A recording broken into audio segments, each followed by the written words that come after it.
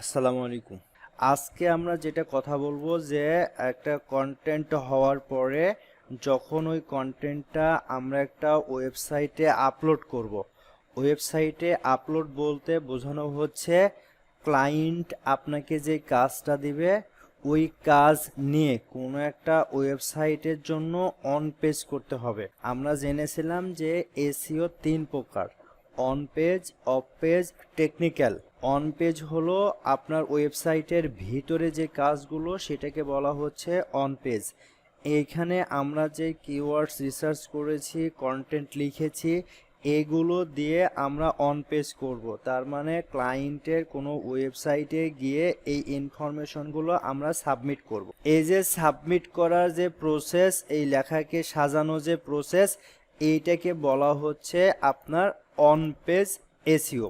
On page এসইওর জন্য যখন আপনারা কন্টেন্ট আপলোড করবেন, এই কারণে আপনাদের কিছু প্লাগইন লাগবে। এই প্লাগইন দিয়ে আমরা টোটাল অন পেজ কমপ্লিট করব। সাপোজ মনে করেন আপনি একটা জিনিস সাজাবেন, এই সাজানোর জন্য আপনার একটা প্লাগইন লাগবে। প্লাগইন হলো কোনো একটা কিছু আপনার ইনস্টল করতে হবে। এখন আপনি একটা ক্লায়েন্টের কাজ করবেন, ওই ক্লায়েন্টের কাজ করার আগে ক্লায়েন্টের কাছে থেকে আপনার একটা অ্যাক্সেস নিতে হবে। অ্যাক্সেস মানে হলো যে ওই ক্লায়েন্টের ওয়েবসাইটের ভিতরে গিয়ে আপনাকে কাজ করতে হবে। এই কাজ করার জন্য আপনার অ্যাক্সেস প্রয়োজন। আমরা সাপোজ একটা ওয়েবসাইটে যদি যাই, ক্লিনিং সার্ভিস লিখে যখন আমরা একটা ওয়েবসাইটের মধ্যে চলে আসব, এই ওয়েবসাইটের ভিতরে যে কাজ, এইটাই মেইনলি বলা হচ্ছে আপনার অন পেজ। এখন দেখেন অন পেজে যতগুলো কন্টেন্ট আপলোড করবে প্রতিটা কন্টেন্ট কিন্তু আপনাকে সুন্দর করে সাজায় নিতে হবে। এই যে সাজায় নেওয়ার যে প্রসেস, সেটা হচ্ছে আমাদের অন পেজ। আর এই যে আপনি সাজায় নেবেন, এই সাজানোর জন্য আপনার দুইটা প্লাগইন প্রয়োজন। যেমন মনে করেন এইটা আমরা গতদিন আমরা ম্যানুয়াল কমপ্লিট করেছি যে এইটার মধ্যে H1 আছে কিনা, H2 আছে কিনা, এই সব কিছু আমরা চেক করে দেখেছি। এখন দেখেন কোনো একটা ওয়েবসাইটের কি কি সমস্যা আছে, ওই ওয়েবসাইটের কি কি ইনফরমেশন আছে, সেটা কিন্তু আমরা দেখতে পারবো। আমরা যখন একটা টুলসের মাধ্যমেও কিন্তু এটা আমরা দেখতে পাবো। তো এই টুলসের মাধ্যমে যেটা আমরা দেখতে পাবো সেটা হচ্ছে নাম এসইও কোয়াক। আপনি যদি এখানে আসেন, দেখেন একটা টুলস আছে যেটার নাম বলা হচ্ছে এসইও কোয়াক। এটা মেইনলি আপনার একটা এক্সটেনশন। আপনি যদি গুগলে আসেন, এসে জাস্ট এখানে সার্চ দিবেন এসইও কোয়াক। এসইও কোয়াক লিখে যদি সার্চ দেন তাহলে দেখবেন এইখানে আপনার ইনফরমেশন আসবে। তখন এইখানে আপনি ক্লিক করে এই এক্সটেনশনটা আপনার ব্রাউজারে অ্যাড করে নেবেন। যদি এই এক্সটেনশনটা যখন অ্যাড হয়ে যাবে, এসইও কোয়াকে যাওয়ার পরে আসবে অ্যাড এক্সটেনশন। এখান থেকে আপনি এক্সটেনশনটা অ্যাড করে নেবেন। এই যে যেমন এখানে দেখেন এটা একটা এক্সটেনশন, আমার এই ব্রাউজারে এসইও ক্লার্ক এক্সটেনশনটি অ্যাড করা আছে। তার মানে এইটা চাইলে আমি রিমুভ করতে পারবো, কিন্তু আমি রিমুভ করব না, এইটা আমি রেখে দিব। আর আপনার ক্ষেত্রে যা হবে সেটা হলো এখানে লেখা থাকবে অ্যাড এক্সটেনশন। জাস্ট এখানে ক্লিক করে আপনি এক্সটেনশনটা অ্যাড করে নেবেন। এরপরে যখন আপনি অ্যাড করবেন, অ্যাড করার পরে আপনি মনে করেন এই একটা ওয়েবসাইট আসছেন, এই ওয়েবসাইটে এসে জাস্ট আপনি এখান থেকে এটাকে একটু পিন মার্ক করবেন। এসইও কোয়াকটাকে আপনি পিন মার্ক করবেন। পিন মার্ক যদি করেন, দেখেন এই অপশানটা পাবেন। এই অপশান থেকে আপনি কিন্তু আপনার ওয়েবসাইটের টাইটেল, মেটা ডিসক্রিপশন ঠিক আছে কিনা এইটা আপনি চেক করতে পারবেন। আপনি যদি ডায়াগনোসিসে আসেন, জাস্ট আপনি একটা ক্লিক করার সাথে সাথে আপনি দেখতে পারবেন আপনার ওয়েবসাইটের ইউআরএলটা কেমন, আপনার টাইটেলটা কেমন, আপনার মেটা ডিসক্রিপশনটা কেমন, সব কিছু কিন্তু সে ম্যানুয়ালি আপনাকে দেখে দিবে যে এইটার এই সমস্যা আছে।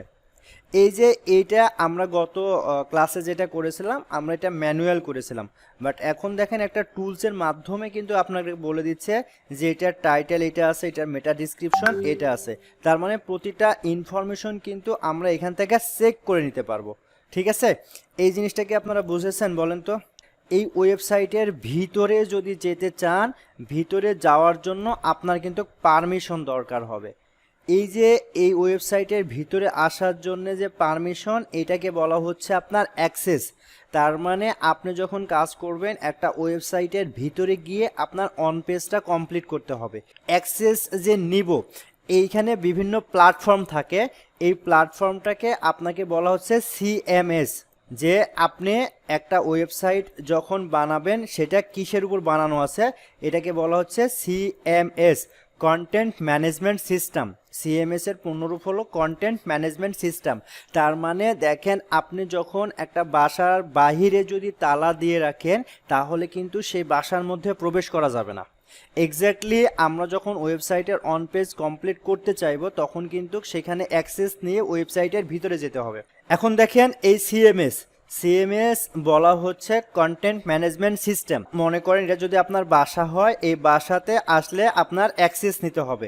এখন এইখানে যদি সব কিছু এলোমেলো থাকে তাহলে কিন্তু এই জিনিসটা দেখতে ভালো লাগবে না। বাট আপনি মনে করেন আপনার এই বাসাতে প্রতিটা জিনিস সাজিয়ে রেখেছেন। এইটা আপনার গেস্ট রুম, এই গেস্ট রুমে মনে করেন যে এই পাশে সুন্দর করে আপনি একটা বেড সেট করে রাখছেন, এইখানে আপনি ওয়ার্ড্রপ রেখেছেন এবং পাশাপাশি এখানে একটা বুক সেলফ রেখেছেন বই রাখার জন্য।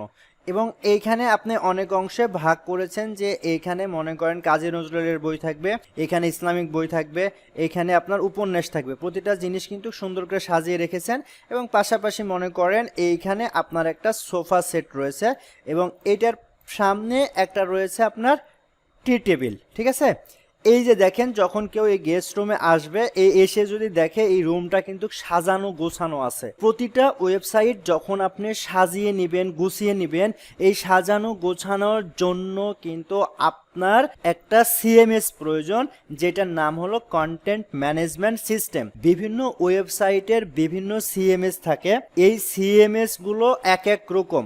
সবচেয়ে পপুলার যে সিএমএস সেটাকে বলা হচ্ছে ওয়ার্ডপ্রেস। আমরাও কাজ করব ওয়ার্ডপ্রেস। ওয়ার্ডপ্রেস হলো একটা সিএমএস যেখানের মাধ্যমে আমরা একটা ওয়েবসাইটকে সুন্দর করে সাজাতে পারি। সাজিয়ে নেওয়ার পরে কিন্তু দেখতে সুন্দর লাগতেছে। এখানে বিভিন্ন টাইপের সিএমএস হতে পারে, যেমন আপনাকে বললাম 1 নাম্বার সিএমএস হলো ওয়ার্ডপ্রেস, 2 নাম্বার হতে পারে আপনার উইক্স, WIX, 3 নাম্বার হতে পারে শপিফাই, যেটা স্টোর বিল্ডার বলা হয়। আপনার শপিফাই এইটা হলো স্টোর বিল্ডার। তো এক একটা সিএমএস কিন্তু এক এক রকম, এইরকম কিন্তু আরো অনেক সিএমএস আছে। এই সিএমএস এর দ্বারাই আপনি কিন্তু একটা ওয়েবসাইটকে সুন্দর করে সাজাতে পারবেন। এবং আরেকটা আছে হলো স্কোয়ার বেজ। আপনার এগুলোতে কোড জানতে হবে না, উইক্সে কোড জানতে হবে না, ওয়ার্ডপ্রেসে কোড জানতে হবে না, শপিফাই কোড জানতে হবে না। বাট যখন আপনি স্কোয়ার বেজে আসবেন তখন কিন্তু কোড জানতে হবে। যেহেতু আমরা এসইও শিখতেছি, আমরা কোডিং জিনিসটা বুঝি না, এই কারণে আমরা স্কোয়ার বেজে আপাতত যাব না। আমরা যখন কাজ ধরবো ক্লায়েন্টের কাছ থেকে জেনে নিব যে সিএমএস, তার সিএমএসটা কি। আচ্ছা, এতটুকু এবার বুঝেছেন? বলেন তো আপনারা।